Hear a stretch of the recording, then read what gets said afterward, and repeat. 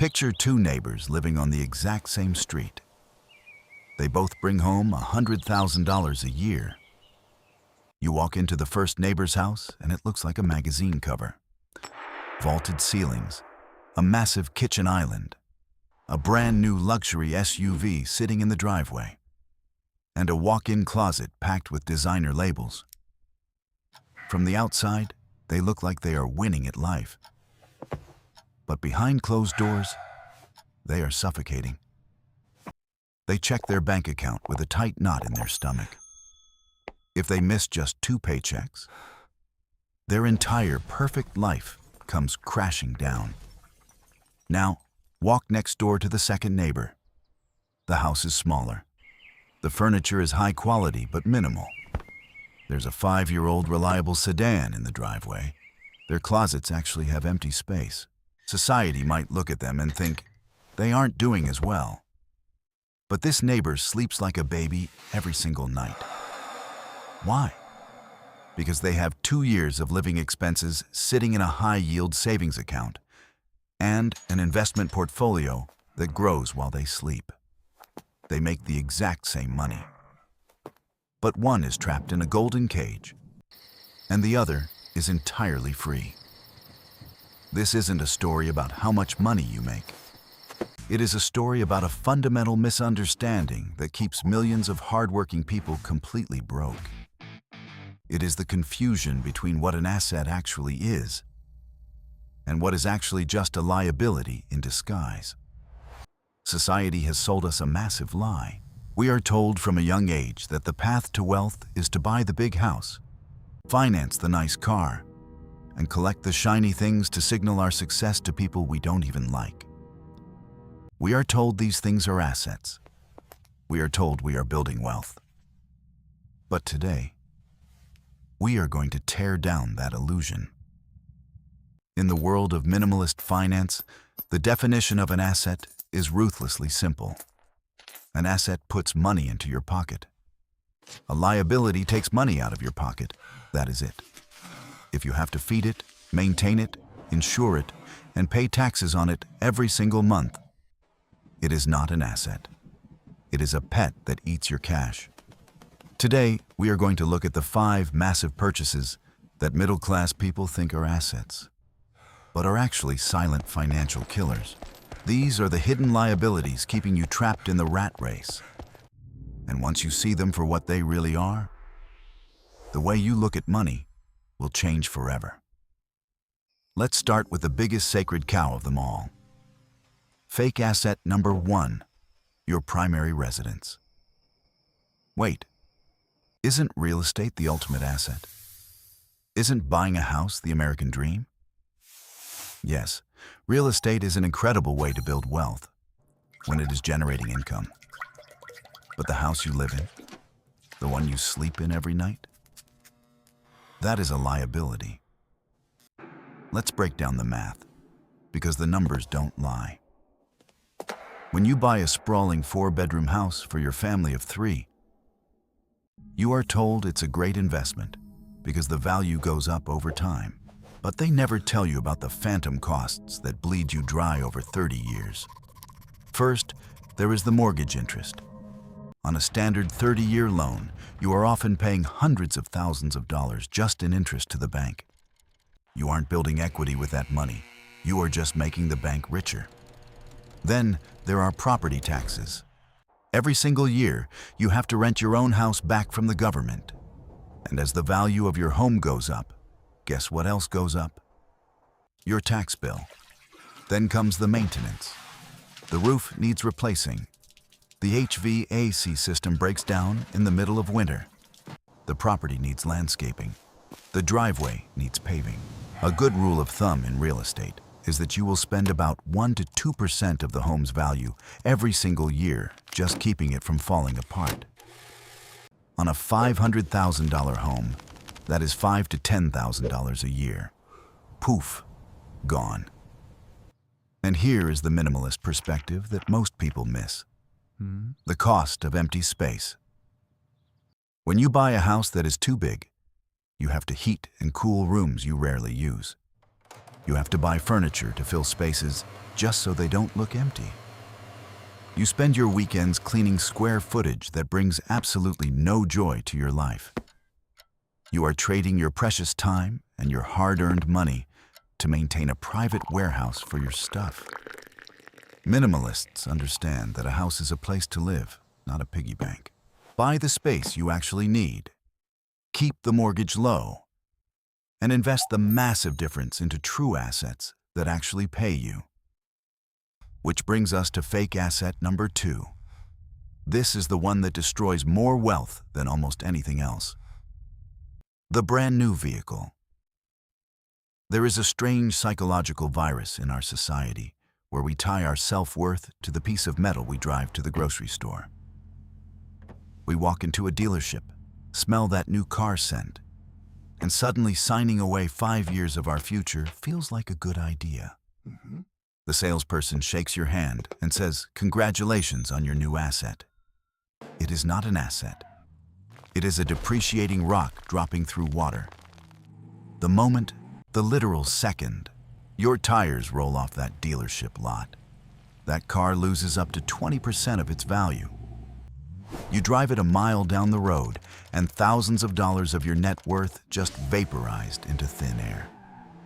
Over the first 5 years, a new car will lose roughly 60% of its value. But it gets worse. Because most people don't buy cars with cash. They finance them. Let's do some visual math here, because this is where the illusion completely shatters.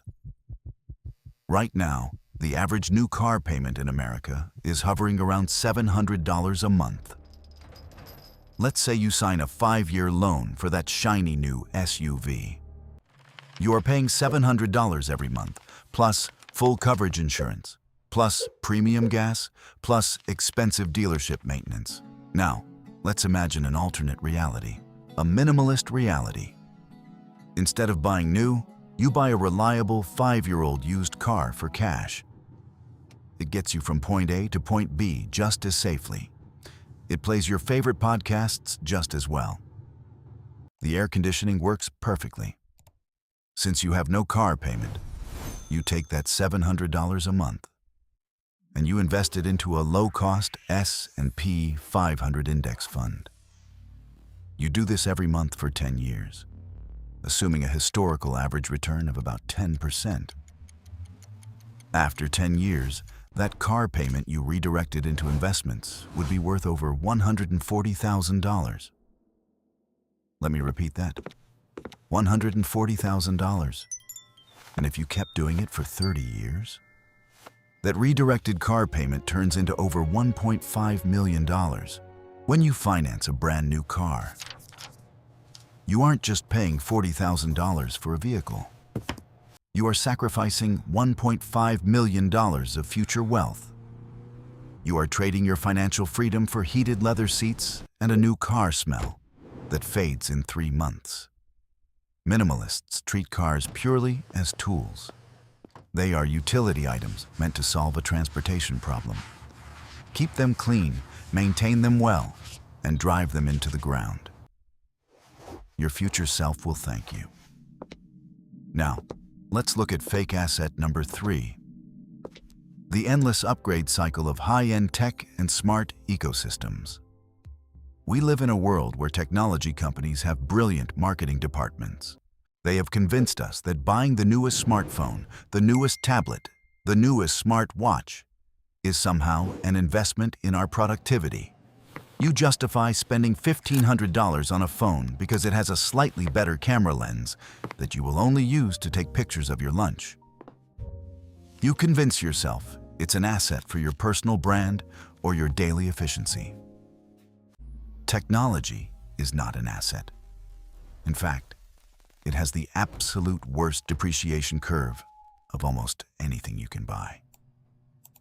A $1,500 phone today will be worth $400 in 2 years. In 5 years, it will be sitting in a drawer collecting dust, completely worthless, while you pay off the financing plan on the version 5 models newer. But the real hidden liability with modern tech isn't just the initial purchase price. It is the ecosystem trap.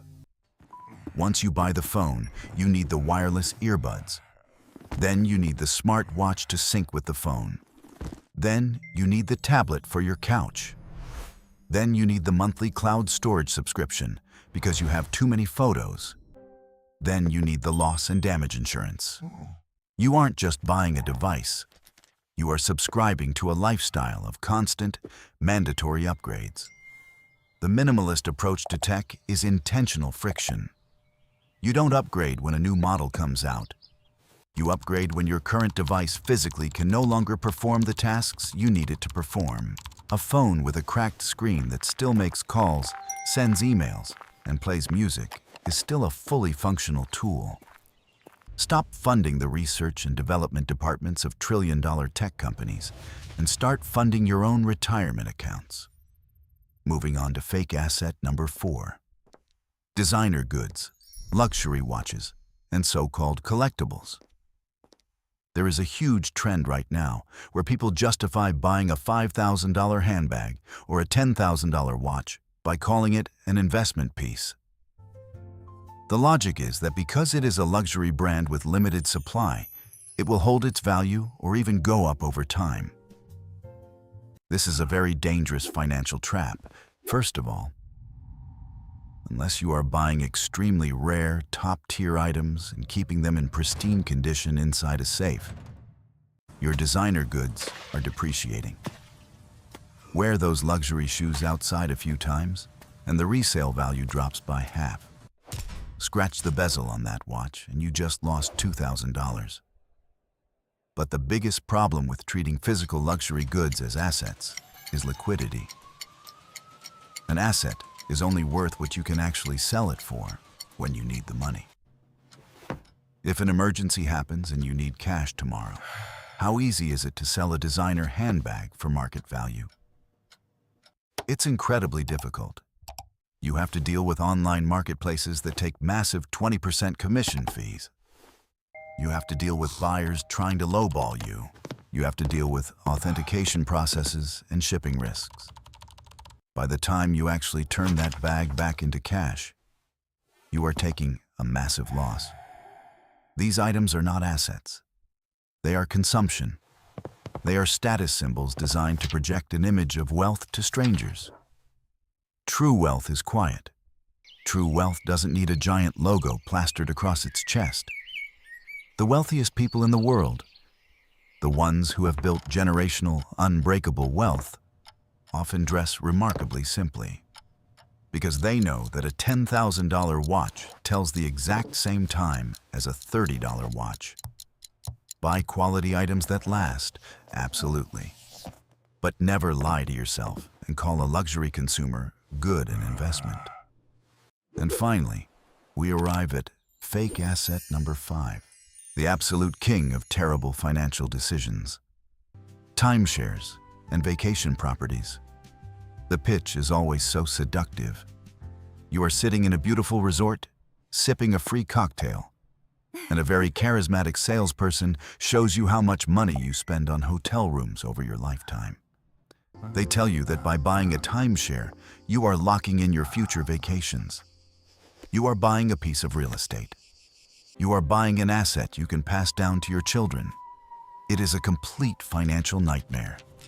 A timeshare is not an asset.